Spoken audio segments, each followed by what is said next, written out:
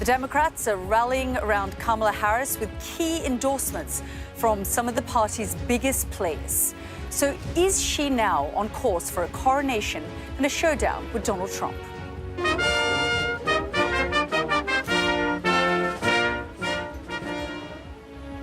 Today, on the White House lawn, the vice president made her first speech since Joe Biden announced he was standing down and endorsed her to be his successor.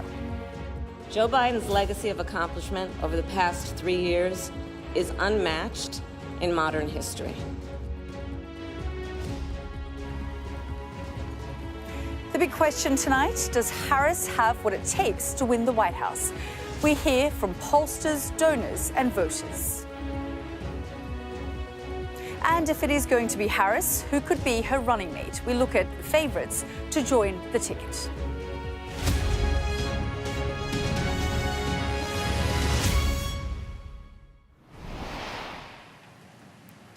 Good evening and welcome to the special edition of The World, live here from Washington, D.C. Well, what a time in American politics. We started the day here talking about a possible contest to decide which Democrat might challenge Donald Trump for the White House. Tonight, it looks like we're set for a coronation. Such has been the level of support shown for Vice President Kamala Harris.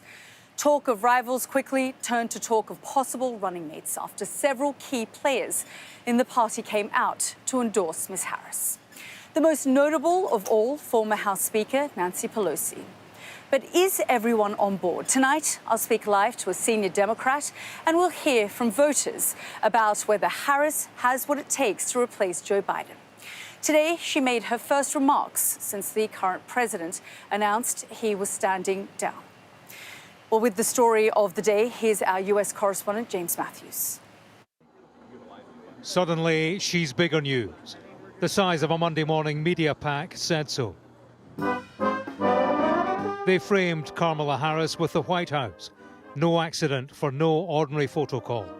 It's all for the presidency now. Distinguished guests, the Vice President of the United States.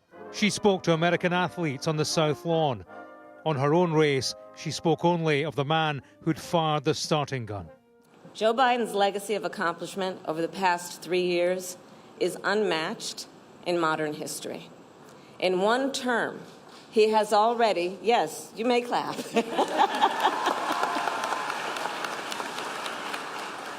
In one term, he has already surpassed the legacy of most presidents who have served 2 terms in office.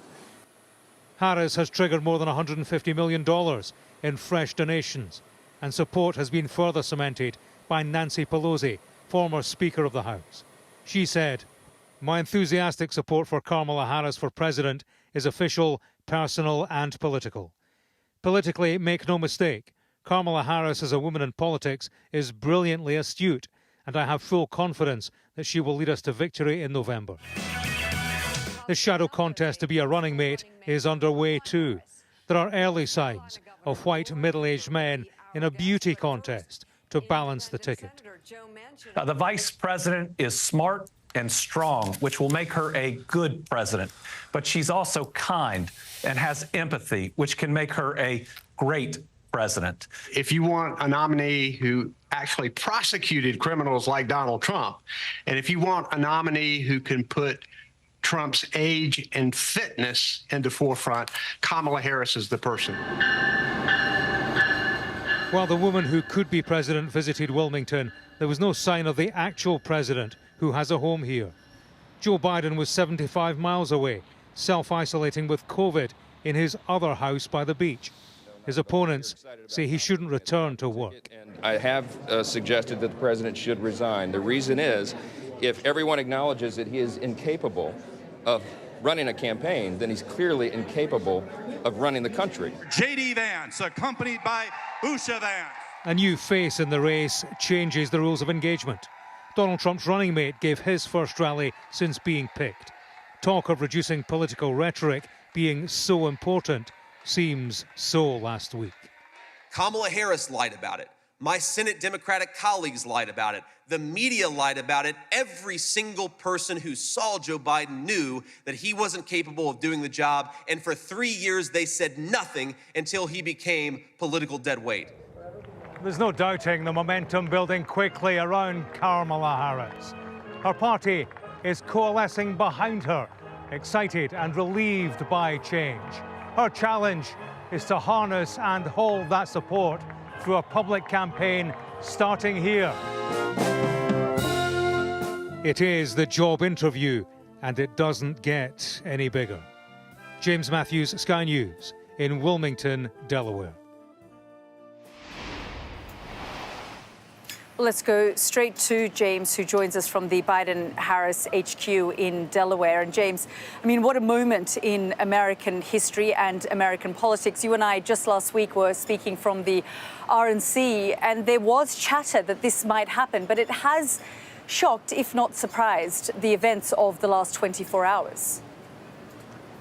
Yeah, I think it came suddenly, didn't it, Yalda? And news that we have from inside the Biden camp reflects, I think, a president at the age of 81 defiantly clinging on. Didn't want to listen to criticism from the wider party, relied on what he was being told by his inner circle, and was angry, frustrated at what he was hearing from people who he had trusted in the past.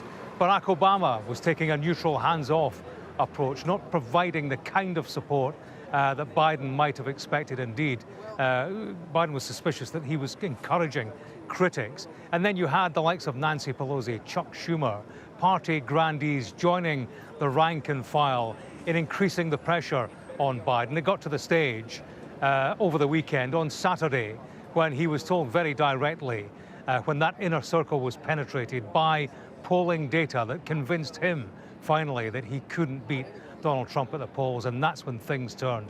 And I think in that situation where you have a president isolated, distrusting those around him, I think that probably fed in to a very hurried statement released on social media. He only gave senior White House staff 1 minute's notice before that statement was made, clearly wary of leaks. So it paints the picture of a president locked away inside self-isolation in his beach house, with a distance between himself and the wider party that had elevated him into office. A sad picture painted, I suppose, of Biden in the end, and he remains in self-isolation, suffering from COVID.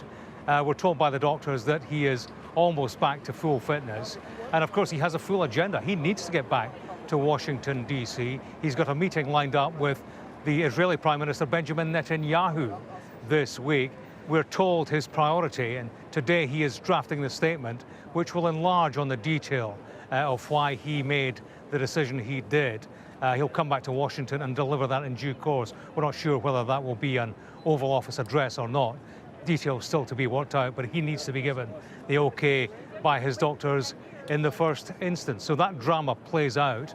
And of course, in parallel, we have the woman who could and would replace him, Kamala Harris, on her way here to the office for a moment of transition to talk about where her campaign goes from here. Indeed, so many big questions. James, thank you so much. Well, let's go straight now and speak to the Governor of Hawaii, Josh Green. Governor, thank you very much for joining us here on the program. I was just speaking there to my colleague. It does appear that Joe Biden has begrudgingly done this. He has endorsed Kamala Harris, but for weeks we heard him say he was not going to budge. He was the nominee. And now this situation. Do we know when Joe Biden is likely to address the nation? It'll be in the coming 2 or 3 days. There had been some suspicion that the president would rather wait to make this decision until after Mr. Netanyahu had left town. But be that as it may, after the debate, we needed to give the president time. And I believe that because he was in an isolated state during COVID, and President Biden's a dear friend of our family, it's been wonderful to our state. He finally had that amount of time to watch all of the chatter that was going on. And he has so much concern for our country. He didn't want to go down and leave it to Donald Trump. So I think it was that time in isolation with family that let him make the decision.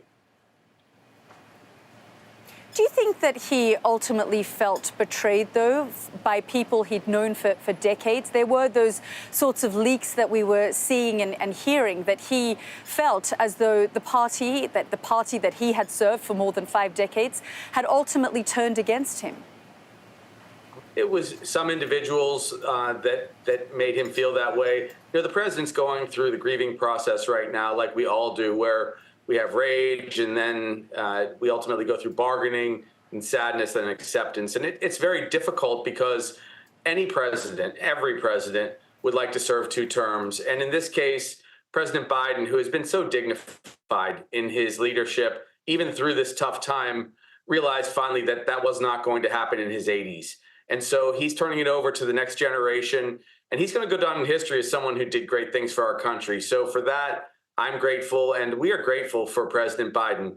But as far as betrayal goes, a lot of people panicked. A lot of other individuals panicked that if we saw Donald Trump do very well, it would perhaps help them to also secure the Congress. And we cannot have a government that is like that, not the way they treat women. So we are seeing now this stampede, this avalanche of support for Kamala Harris, and ultimately she probably will be the nominee for the Democratic Party ahead of November's election. Do you expect this campaign now to get incredibly vicious? Well, yes, we know that Trump and his minions are going to say things that are awful. They will imply women can't serve as president. Gosh knows what else they'll come up with. But they will be horrible, ambitious, and there will be fighting. It's sad because really we need unity in this time. We need unity so that we can solve the large problems across the globe. We need unity so that we can end the war in Israel. We need unity so that we can move forward after the COVID era. So it is a disappointment that that will occur. They were already teeing up the oppositional research on Kamala, even if she was going to be the vice presidential nominee again. That kind of ugliness has no place any longer, as far as I'm concerned. But you could see what happened. They said after the assassination attempt, the Trump people said they were going to actually go towards unity. And then you see what Mr. Vance is doing on camera. So they will always attack. They are going to be ugly because they have a disadvantage. Only about 45% of the country. They're certainly going to attack her record on immigration. What kind of strategy, then, do you think the party is likely to take? Because, frankly, Kamala Harris hasn't polled well. This is long before the debate as well. For the last few years, her polling hasn't been great either, especially in some of those Midwestern swing states like Michigan, like Wisconsin, like Pennsylvania, where the issue around fracking and how she's been incredibly vocal around that issue is going to come up in this campaign over the next 3.5 months. Well, one thing will happen is people will now have to choose between former President Donald Trump, a 78-year-old who takes their reproductive rights away, versus someone they may have some concerns about in a 59-year-old Kamala Harris. So you will absolutely see them laid next to one another. And there are 65 million women of reproductive age that are going to ask whether they're Republicans or Democrats or independents. They're going to ask whether they actually can live and survive in another era of Donald Trump. So we won't be able to compare the two. I like our chances because only about 45% of the country can tolerate Donald Trump on the ballot. And I think there are other people that would look at this in a nonpartisan way and talk about human rights. Governor, I'm just going to... Governor, I'm just going to interrupt you there because we can see Kamala Harris, the current vice president and the presidential nominee, potentially is the way it's looking, arriving there in Wilmington, Delaware. Just give us a sense, Governor, of, she's arrived there. Obviously, the president is currently there in his hometown, isolating. He has COVID. He was diagnosed less than a week ago. She has been speaking to a lot of the delegates there in Delaware as well. She's there with her husband, the second man of the United States at present.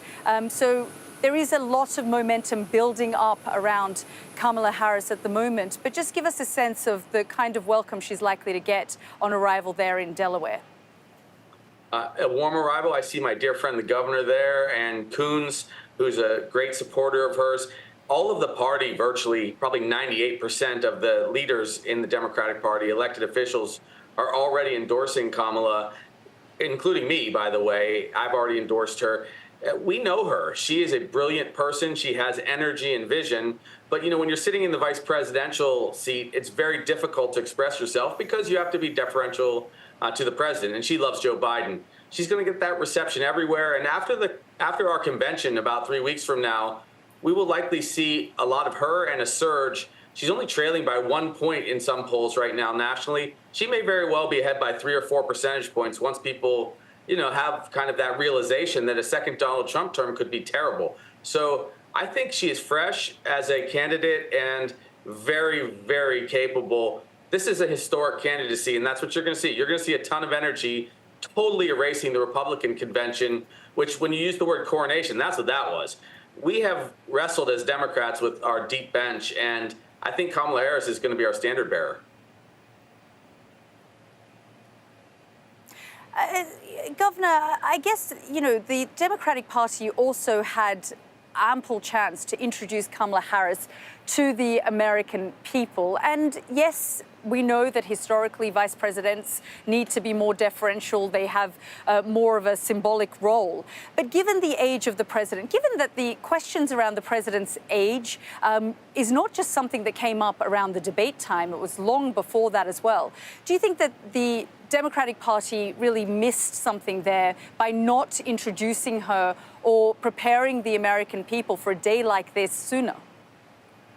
Well, almost never does it occur this way, where a president doesn't seek a second term. You can second guess it. It's hard to know. Remember, in the Reagan era, Ronald Reagan was elected and he served in his 80s, in his early 80s, in his second term, and his capacity was greatly diminished. But George Herbert Walker Bush, who now looks like a liberal compared to Donald Trump, ultimately received the nomination and the presidency through the democratic process. So we've done this kind of thing before. Would she have liked to have more time on television and more responsibility? I think probably every number two does. I served as lieutenant governor, and that was always a challenge in my mind until I became governor. And so people are like that. But the president and the vice president were close, and she really wanted to respect him. It would have been disrespectful for her to try to seek the limelight until the president made this decision. So she did the right thing. The world will know Kamala very well. It would be quite something for America to elect a woman president. And I think there are 65 million women who are right now wrestling with that reality and may very well choose Kamala across party lines. Well, Governor, we'll have to see how this all evolves over the next 3.5 or so months. And of course, we're only a month away from the DNC. Thank you so much for joining us here on the program. Well, big questions about who Kamala Harris is. Is the American public ready for a female president? Of course, we saw Hillary Clinton attempt this, but of course, that was in 2016 when she was up against Donald Trump. We'll see whether Kamala Harris can actually do this. Well, let's go now to our next guest and get the views of Amanda Renteria, who was National Political Director for Hillary Clinton's 2016 presidential campaign. Amanda, thank you very much for joining us here on the program. Of course, you were very much front and center of the Hillary Clinton campaign, and that too was a campaign that was incredibly vicious, and we saw how at times it got very misogynistic and sexist. Do you think that we're going to see something quite similar? Because it's not just Kamala Harris is a woman, she's also a person of color. Yes, that's right. But we have also had a lot of years. Two things have happened since 2016. One, we've actually seen a woman of color, as vice president of the United States. We've seen her go around the world in 20 different countries, meet 100+ leaders. So the world has actually seen a woman in charge, a woman leader defending the rights of other women. The second thing that has changed is that we are in a different time. I remember going around the country talking to women about how important it was to withhold our women's rights, that the Supreme Court was at stake, that our rights were at stake, and now people have lived what that actually means. And then third is now people are running against a felon. This is not a Trump who folks gave a chance to as a first-time unusual candidate. But now America, women around the world, communities of color in the country and around the world understand exactly who Trump is.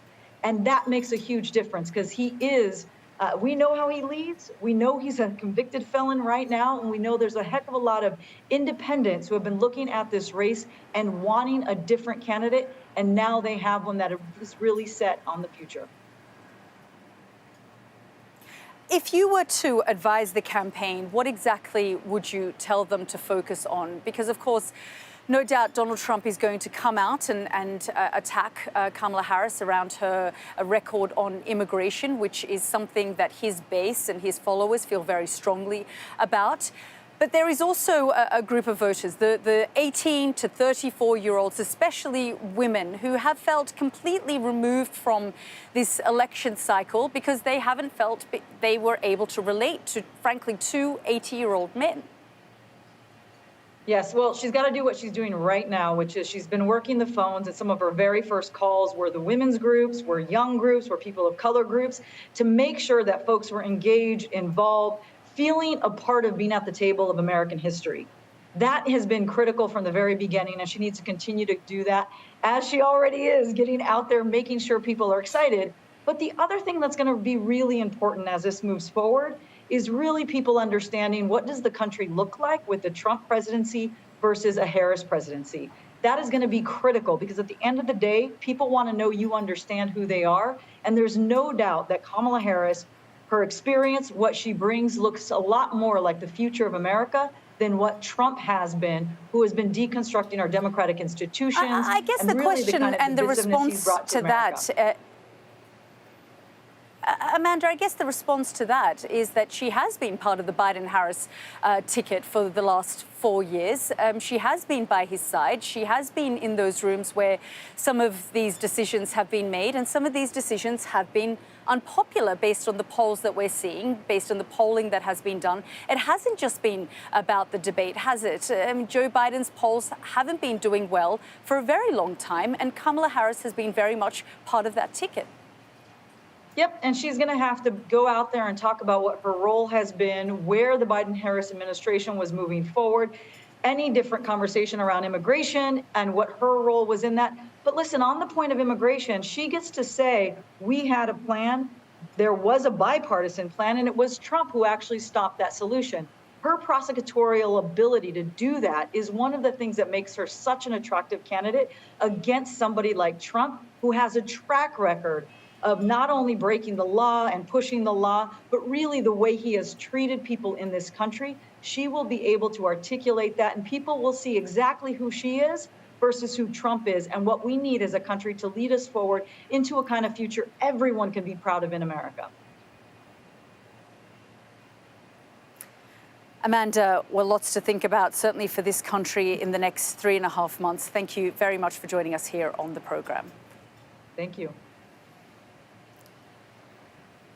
Well, to describe this moment as unprecedented or historic is an absolute understatement. I've been speaking to people here in Washington, D.C. and across the country, and they say that this is perhaps the wildest period in American political history, that they haven't been able to see a period like this in modern times where so much has happened. If you think about just the last 8 or 9 days, Donald Trump had an assassination attempt on his life just last weekend. His campaign was then revitalized. I was at that Republican National Convention where we saw people jubilant. It had galvanized people to stand behind Donald Trump. They were saying that it was almost some kind of divine intervention, that Donald Trump was here for a higher purpose. He very much felt like he was marching towards some kind of victory. And the best thing that he could do at the time was not mention Joe Biden's name and watch his numbers drop and watch the Democratic Party almost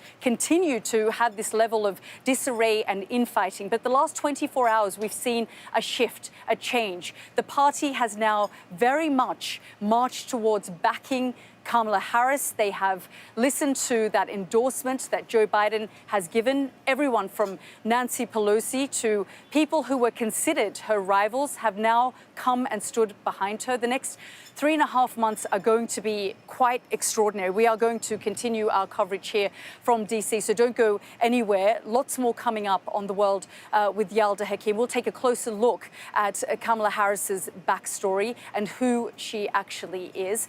We'll also take a look at the runners and riders to join her on that ticket. And, of course, US pollster John Zogby joins me to assess whether a Harris campaign has any chance of beating Donald Trump. Stay with us for that.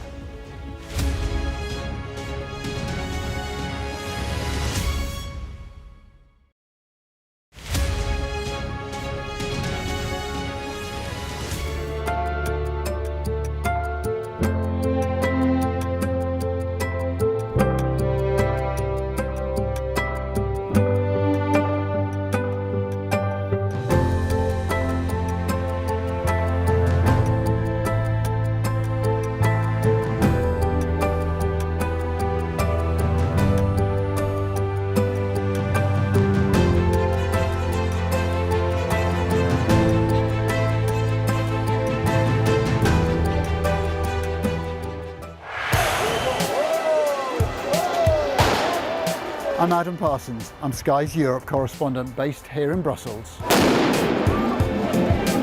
More flares going off, a volley of rocks, cobbles have been pulled up out and are being used as missiles to hurl at these police.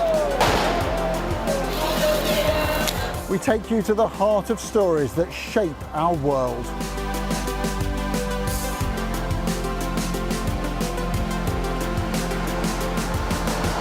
We aim to be the best and most trusted place for news. We have now left Italy and entered France. Nobody's asked to check our identity. Made by people who dare to challenge. Nice to see you again, Mr. Barnier. Why? Meeting you. Fishing does have the potential to stymie an enormous economic deal. What strikes you when you come to this glacier is not just the way in which the environment is changing, but the speed at which those changes are happening. It's devastating, actually.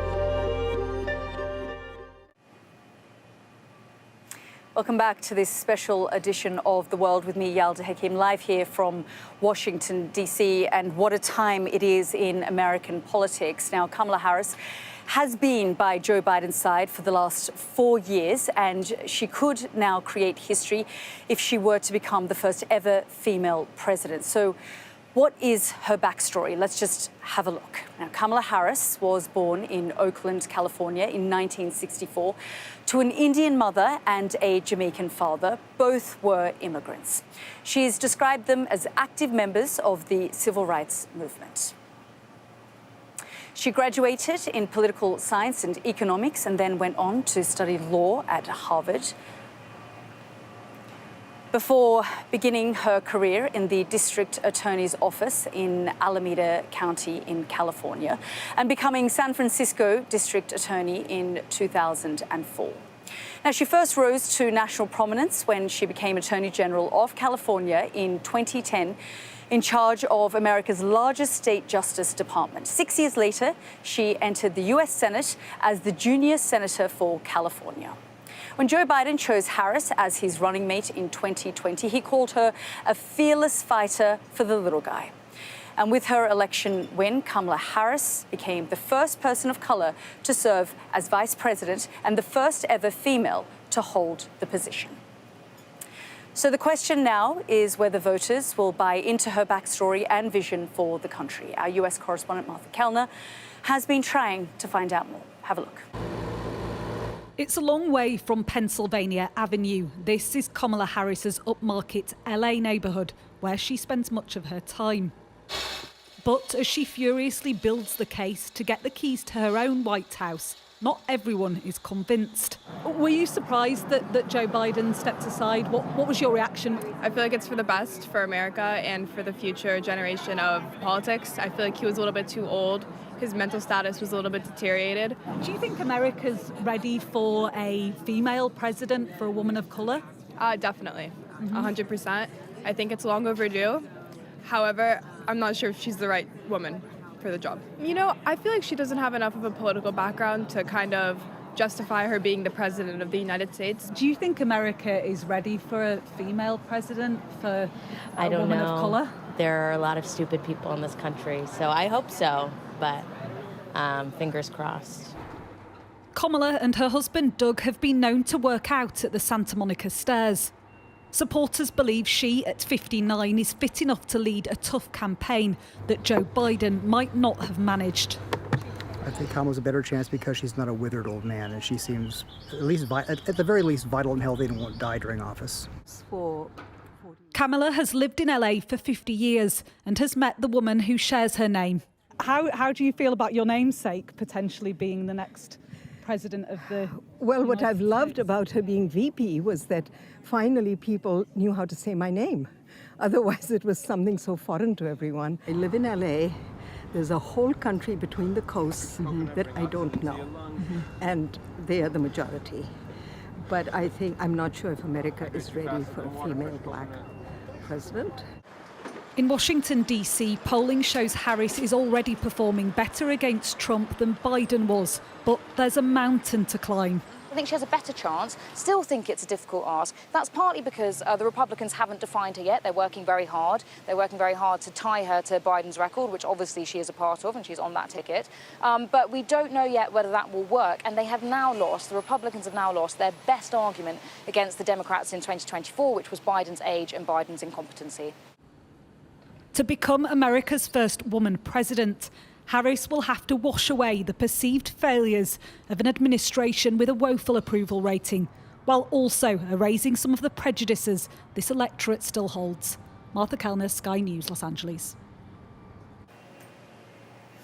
Well, as America comes to terms with what's going on here and how things have shifted and changed, tonight we've already heard from senior Democrats about and voters about that decision by Joe Biden to quit the race for the White House. Now, I just want to look at what pollsters are saying and how donors are reacting. Just have a look at this.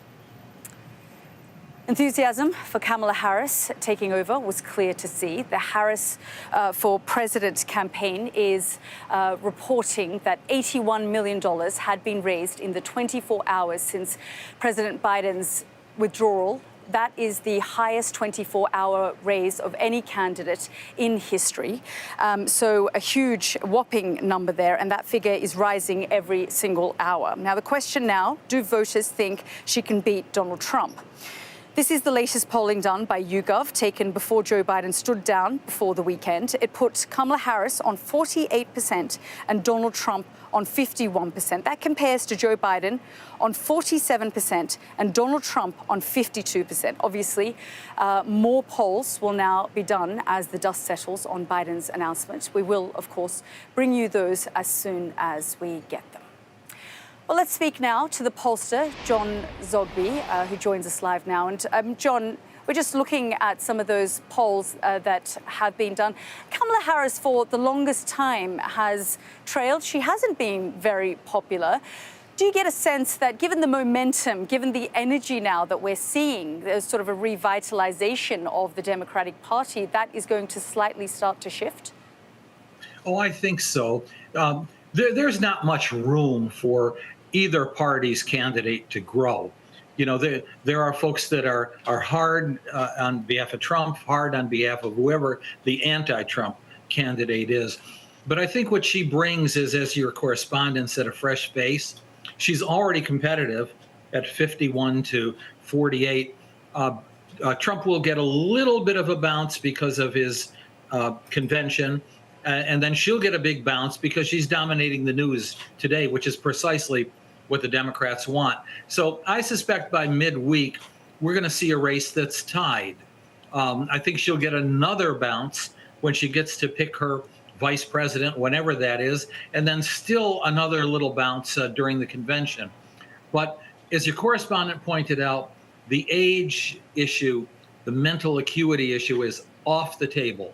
Once and for all, there is a younger candidate who now has the capacity to turn that age and mental capacity issue right back at Donald Trump, who questions have been raised as well about his behavior.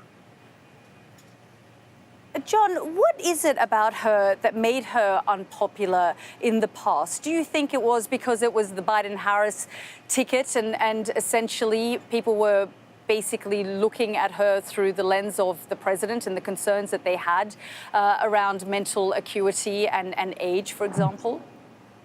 No, I think that, essentially, though she was elected as part of the team, and she was popular in California, she carried some controversy with her, especially among progressives, the further left folks, because of some of her positions refusing to hear death penalty cases where there might have been innocence, a really dumb policy, forgive my bluntness, where she wanted to incarcerate and fine parents whose children were truant from school. That didn't win her friends.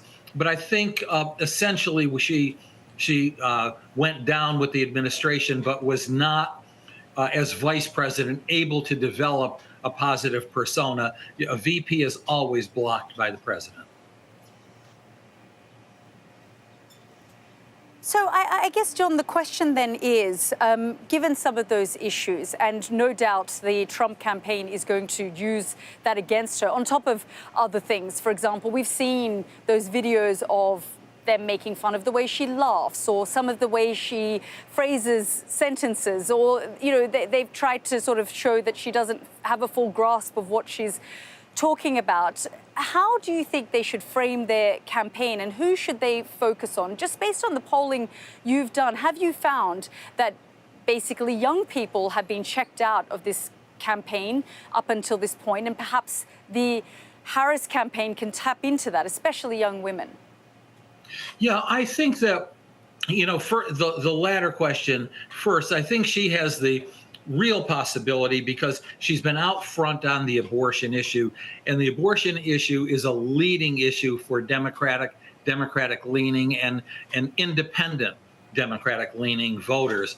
In addition to the abortion issue and young women, it was that very issue that put Barack Obama over the top over the weekend in 2012 to defeat Mitt Romney. But what she has going for her also is that she just made a statement last week saying she understood the student protests about Gaza.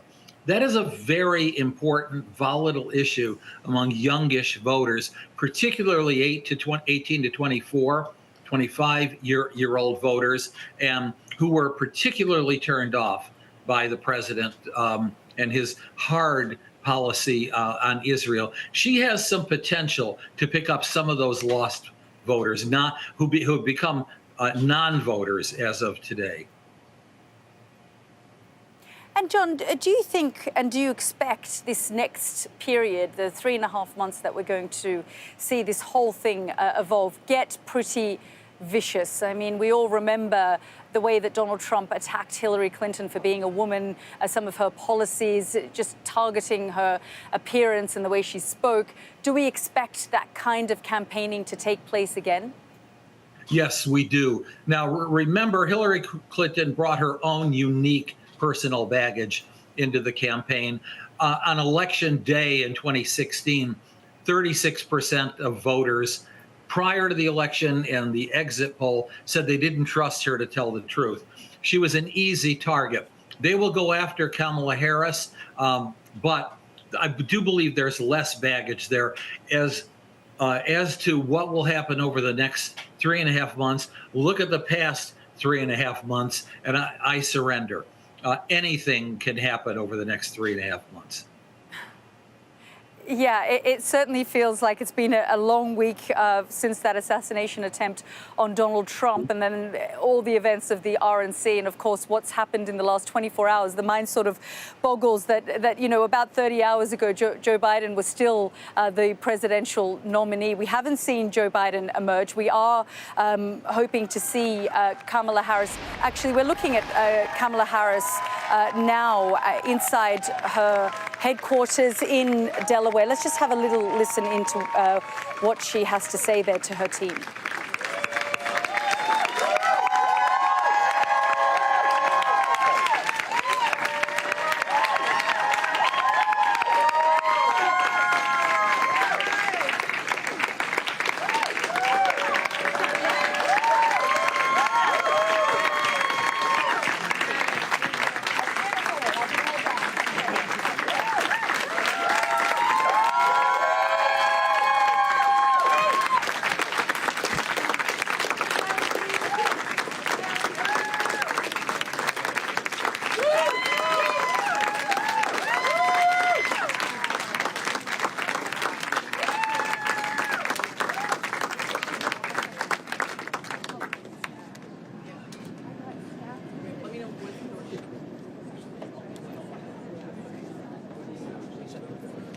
Okay, everybody. All right. Time to head. Time to head. Walk that way, please. Staff, please hold for a hot second. Well, we're just looking at images of Kamala Harris, who's just arrived at the Harris HQ in Wilmington, Delaware, to cheers and jubilation there from her team. And of course, we have also been looking at the kind of money that has been coming into the war chest. $81 million in the last 24 hours raised towards the Harris presidential campaign. So a whopping amount of money there in support from the donors. As we heard and saw in the last couple of weeks, donors said that they were no longer going to give to the Biden campaign. So those donors have unlocked the coffers yet again, and we're seeing a huge surge of funding coming towards Kamala Harris's campaign as momentum has really built. Well, all day we've seen Democrats touted as possible rivals to Kamala Harris come out, and they have endorsed the vice president to run against Donald Trump. With few rivals left standing in her way, attention is already turning to who might be her running mate. Well, let's have a look at some of those potential names that are going to join the Harris ticket. Well, Governor Andy Beshear is known for his unique brand of politics and firm stance on pro-reproductive rights. That's a huge issue in this campaign. As a Democrat in conservative Kentucky, he's publicly backed Kamala Harris this morning. So that's quite a big deal there. Governor Newsom, governor of California, was tipped early on as a potential rival to Harris, but has come out with his support too. Their shared California roots could present a legal hurdle, with the president and vice president needing to come from different states. And we saw that was one of the reasons that Donald Trump didn't choose Marco Rubio, because, of course, they were both from the state of Florida. There's also Arizona Senator Mark Kelly. Now, he's the former astronaut, and he has had 2 impressive wins in red state Arizona. And he has now come out and backed Kamala Harris, too. And then, of course, there's Pennsylvania Governor Josh Shapiro, who won office in 2022. Very popular. The 51-year-old hails from a Jewish background and is known for his substantial record in outperforming members of his own party and being able to work with rivals outside of it. He's also endorsed the vice president. And of course, you know that Pennsylvania is an incredibly important state. It is one of those swing states alongside Michigan and Wisconsin. So too, Pete Buttigieg, the transportation secretary. He's been one of Joe Biden's most visible supporters, a U.S. Navy veteran. He's highly rated in the Democratic Party. There's also Gretchen Whitmer, now governor of Michigan. The 52-year-old was on Joe Biden's initial shortlist for vice president in 2020. She'd been tipped as a possible rival, but now has been announced as co-chair for Kamala Harris's campaign. Well, let's talk about those contenders in more detail. With me here is David Blevins, and in LA, our Martha Kellner as well. I'll come to you, David. A long but shortish list there, David, of potential partners in this for Kamala Harris. We weren't sure if they were going to be rivals, but they have all come out now and endorsed the vice president. Yes, and given the situation with Gretchen Whitmer, it is a short list of all white male candidates. That's not unexpected, given that the Democrats will be trying to appeal, particularly in swing states, if Kamala Harris is indeed going to be their candidate on the ticket.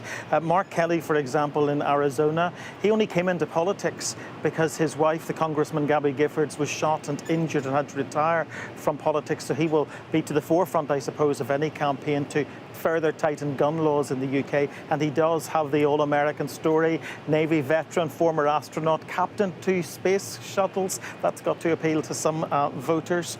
Josh Shapiro, 41, from the critical state of Pennsylvania. Not since 1948, I think, when Harry Truman won the White House, has any Democrat taken the White House without taking Pennsylvania. So that's going to be very, very important in this competition. And he's got a lot of bipartisan support as well. And I think a lot of people are suggesting he may well be the man she leans towards. Andy Beshear, the Kentucky governor, you've talked about how he's not afraid to take the fight to Republicans on those delicate issues like abortion. His campaign ad featured the story of a young woman giving her harrowing account of having been raped by her stepfather. So he is obviously leading the charge on abortion rights. And then Roy Cooper, who's 67, very close friend of Kamala Harris. He's already been with her on the campaign trail. They were respective attorney generals in each of their states. That's how long they've known each other. It's another swing state, but hasn't been run by the Democrats since Obama went to the White House in 2008. Of course, there is one thing going against Roy Cooper. He is 67 years of age, nearly 30 years older than J.D. Vance, Donald Trump's running mate. Indeed. Well, let's go straight to our Martha Kellner now and hear about some of the other names. Martha, some of these names are unknown to the American public, but some names like Gavin Newsom, they are a little bit more well known to the American people. Yeah, Yalda, I think once Kamala Harris has her nomination sealed, and it does seem that she's careering towards that, attention will turn to her running mate. Like you say, well-known names like Gavin Newsom in the frame. Gavin Newsom, the governor of this state, California, he is certainly a future potential president. He is straight out of central casting with this perfectly coiffed hair, gleaming white teeth, a very adept public speaker and debater. But as you did reflect upon earlier, he is a fellow Californian, so constitutionally it could be difficult for her to choose him. It could also leave them with limited appeal, given that California is already a very safe space for the Democratic Party.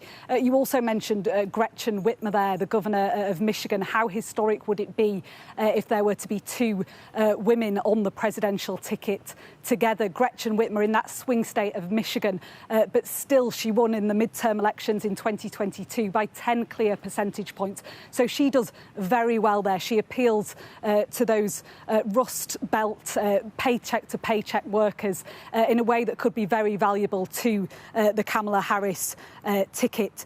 Pete Buttigieg, also mentioned earlier, he is the current Transportation Secretary.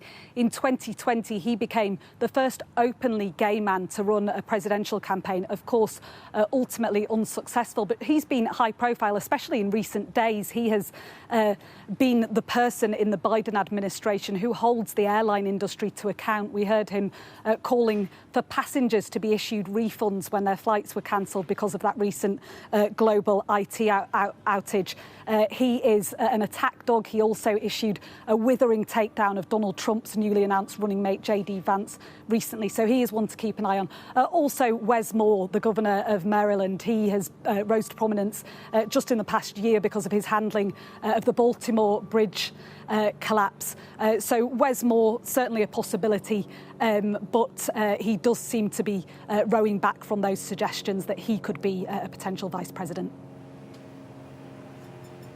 Martha, a number of names popping up there. We will be hearing those names over and over again and keeping a close eye. Thank you so much. Well, of course, while this drama unfolds, there has been an assassination attempt on Donald Trump, which took place last weekend, and we will be exploring that a little later in the program. So do stay with us. Lots more coming up, where we'll hear from the head of the Secret Service. They've admitted the failed assassination attempt on Donald Trump was the agency's most significant failure in decades. Stay with us for that.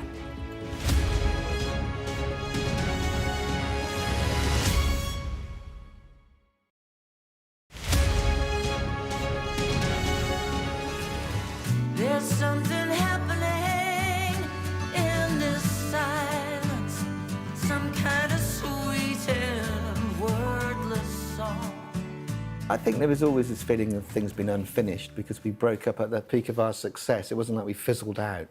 So it was kind of like a very, always for all of us, a feeling that one day we should do this, but that one day looked increasingly unlikely to happen as time went on, and then suddenly, hold on, the stars aligned and everything happened and made it the right time to do it, and here we are. So we weren't expecting to have that kind of success. I liken it to being like in a Morris Minor, going for a drive in a little Morris Minor on a Sunday afternoon and accidentally finding yourself on a Formula One racetrack. And whoa, this is a bit much, and it was overwhelming, and we just didn't know how to deal with it, and so everything imploded and left us kind of a bit bedazzled for a long time, really. It's got to be perfect.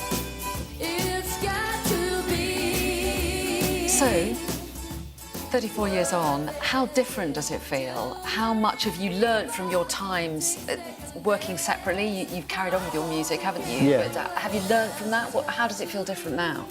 Well, like anyone, you grow up, basically, hopefully, theoretically anyway, and so coming back together has been a lot calmer, and we don't have expectations for it to go back to the crazy stuff, and we wouldn't want it to, and so we're doing it with a different attitude. Like, wouldn't this be a nice sort of healing event for us personally, and a kind of thank you to all the people who transformed our lives with that, by buying that song and an album, First of a Million Kisses.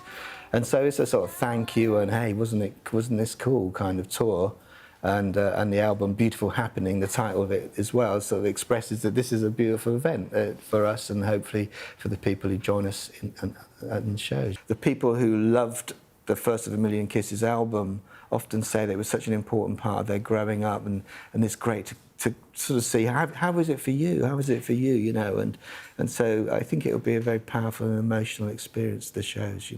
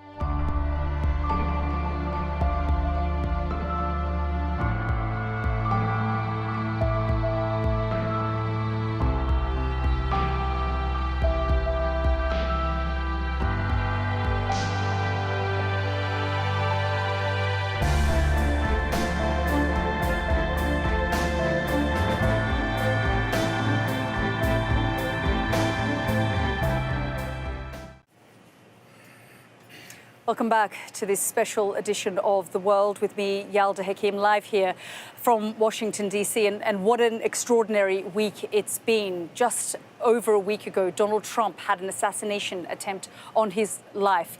At the end of that week, Joe Biden has stepped down as the presidential nominee, and we're now seeing momentum building around his vice president, Kamala Harris. In the last 24 hours, the Harris campaign has had $81 million from donors donated towards the fund for her presidency. So a lot going on here. And of course, as I mentioned, that assassination attempt on Donald Trump, the head of the Secret Service, has now faced calls for her resignation during a tense appearance in Congress today. Well, let's bring in our Mark Austin, who is here with me to discuss the past week. I mean, Mark, you and I have been covering the events. You were actually arrived here to cover the assassination attempt. What a week we've had. I mean, it's the most extraordinary week in American politics that I can certainly remember. And I did think, actually, that the assassination attempt would divert attention away from Joe Biden's problems. But in fact, 3 or 4 days later, the pressure piled on again, and you had senior Democrats coming out. And in the end, the pressure was irresistible and Joe Biden has gone. And now it looks as if Kamala Harris is going to have a coronation. I'm not sure that's a great thing for the Democrats, because I think a contest would have energized this and given the Democrats even more exposure. But coronation seems to be the way that it's going. Yeah, 3.5 months to go, a month until the DNC. Mark, thank you so much. And of course, Mark will be here for the news at 10 in the next few minutes. So do join us for more coverage. An extraordinary period in American history. We will continue to cover all the twists and turns. But for now, good night.